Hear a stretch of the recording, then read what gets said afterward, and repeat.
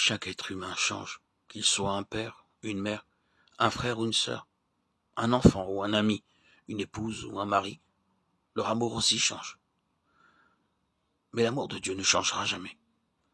Même si nous sommes par nature ennemis de Dieu, disant et faisant des choses qui l'affligent et qui le blessent, il continue de nous aimer et de nous chercher. Toujours à nouveau, il vient vers nous en plaidant « Mon fils, ma fille, donne-moi ton cœur ». Or, pourquoi fait-il cela? Parce qu'il veut faire de nous le nouvel homme.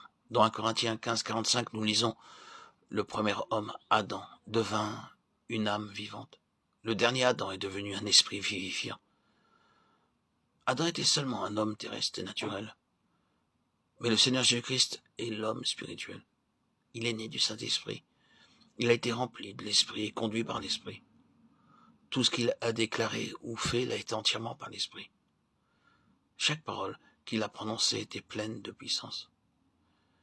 Bien que le premier homme vécut 930 ans, il n'était qu'un homme terrestre avec un corps d'argile. Mais le Seigneur Jésus est le Seigneur venu du ciel. Son corps n'a pas connu la corruption. Il ne se dégageait aucune odeur nauséabonde du sépulcre dans lequel son corps avait été placé. Il sortit du tombeau avec un corps glorifié. Dans 1 Corinthiens 15, le Seigneur Jésus est appelé le dernier Adam, l'esprit vivifiant, au verset 45. Le second homme, le Seigneur venu du ciel, verset 47, et l'homme céleste, verset 48. Tous ces noms lui ont été donnés pour que nous puissions voir ce que signifie ce merveilleux nouvel homme.